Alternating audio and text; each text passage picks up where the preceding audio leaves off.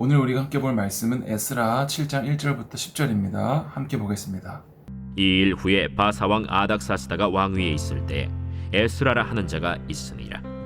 그는 스라야의 아들이요 아사랴의 손자요 힐기야의 증손이요 살룸의 현손이요 사독의 5대 손이요 아히둡의 6대 손이요 아마랴의 7대 손이요 아사랴의 8대 손이요 무라요의 9대 손이요 스라히야의 10대 손이요 우시엘의 11대 손이요 붓기의 12대 손이요 아비수아의 13대 손이요 비느하스의 14대 손이요 엘르아살의 15대 손이요 대제사장 아론의 16대 손이라.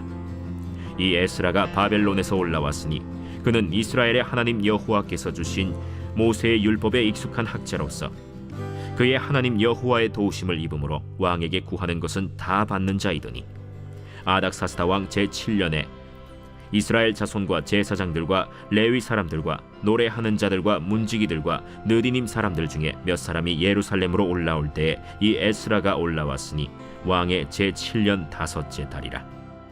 첫째 달 초하루에 바벨론에서 길을 떠났고 하나님의 선한 손에 도우심을 입어 5째 달 초하루에 예루살렘에 이르니라.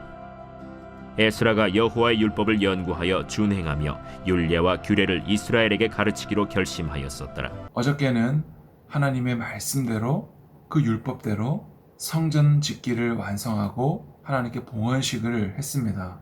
그리고 제사를 드렸죠. 그런데 이 이스라엘 백성들이 앞으로 어떻게 살아가야 될지, 그리고 무엇으로 공동체를 교육하고 자녀들을 교육해야 될지에 대한 준비가 되지 않았어요. 그래서 하나님께서는 한 사람을 준비시키는데 그 사람이 바로 에스라였습니다. 6절에 보니까 이 에스라가 바벨론에서 올라왔으니 그는 이스라엘 하나님 여호와께서 주신 모세의 율법에 익숙한 학자로서 그의 하나님 여호와의 도우심을 입음으로 왕에게 구하는 것은 다 받은 자이더니. 이 에스라는 바벨론에 있었지만 당시 바벨론 왕이었던 아닥사스다 왕에게 무엇이든 요구하면 다 받을 수가 있었어요. 그만큼 이 에스라는 하나님을 잘 믿으면서도 세상 속에서도 선한 영향력을 끼치며 살아갔던 자죠. 바벨론에 있는 사람들은 아마도 이 에스라가 그가 믿는 하나님께 기도할 때마다 형통함을 보았고, 그리고 이 에스라가 하는 말과 행동을 통해서 정말 하나님이 살아계시구나, 너는 정말 우리 공동체에 꼭 필요한 사람이다 라는 것을 알고 있었을 거예요. 그러니까 여러분, 예수님을 믿는 사람은 교회 안에서뿐만 아니라 교회 밖에서도 선한 영향력들을 끼칠 수 있어야 된다는 거예요. 물론 우리가 예수님을 믿다 보면 세상과 다른 방식으로 살아가야 되기 때문에 고난을 받고 핍박을 받을 수도 있을 거예요. 그런데 그것을 끝까지 잘 견딘 사람들에게는 하나님께서 보내신 영혼들이 있어요. 그래서 어느 날엔가는 나를 그렇게 괴롭히던 사람이, 나에게 핍박을 주던 사람이 네가 믿는 하나님 나도 믿고 싶다, 어릴 때부터 나도 교회 다녔었다, 이런 이야기들을 하게 되는 거예요. 여러분들도 나중에 반드시 이런 일들을 경험하게 될 것입니다. 오늘 말씀해 보니까 이 에스라는 아닥사스다가 왕이 된 지 7년 하고도 5개월쯤 됐을 때 이스라엘에 도착합니다. 그래서 10절에 보니까 에스라가 여호와의 율법을 연구하여 준행하며 율례와 규례를 이스라엘에게 가르치기로 결심하였었더라. 여러분, 에스라는 이 아닥사스다 왕에게 이스라엘 백성들에게 이 하나님의 율법을 가르치고 싶습니다, 저를 보내주십시오라고 요청했을 거예요. 그래서 에스라의 모든 요구를 들어줬다고 얘기했잖아요. 그렇게 에스라는 이스라엘에 와서 이제 성전이 완성되었고 포로로 잡혀갔던 이 이스라엘이 정말로 온전히 회복하려면 바로 이 율법의 말씀, 하나님의 말씀이 너무나 필요했기 때문에 하나님은 에스라를 통해서 율법을 가르치기로 작정하신 거죠.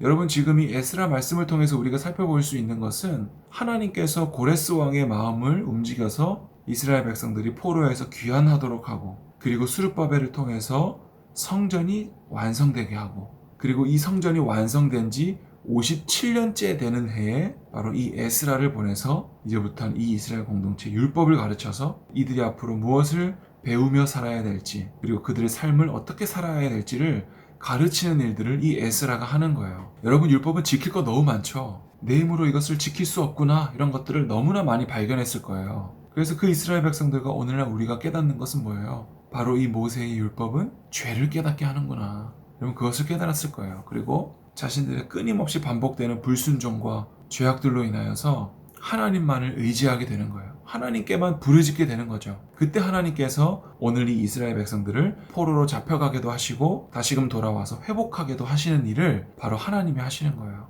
여러분, 말씀은 그저 머리로만 암송하거나 그리고 오늘 듣고 그냥 흘려버리는 것이 아니라 오늘 나에게 들려진 이 말씀으로 인하여서 믿음이 생기고 그리고 성령이 나에게 말씀하실 때 각자 개인에게 주시는 그 말씀에 순종함으로 그것이 나에게 생명이 되고 내 삶을 살아가게 하는 원동력이 되는 것이 바로 말씀이라는 거예요. 그리고 그렇게 나에게 주어진 말씀을 순종하는 자를 통하여서 하나님은 하나님의 일을 이루어 가시는 거죠. 그러니 여러분, 오늘도 나에게 주시는 이 말씀을 통하여서 하나님께만 나의 모든 삶을 올려드리고 하나님만 의지하는 오늘 하루 되었으면 좋겠습니다.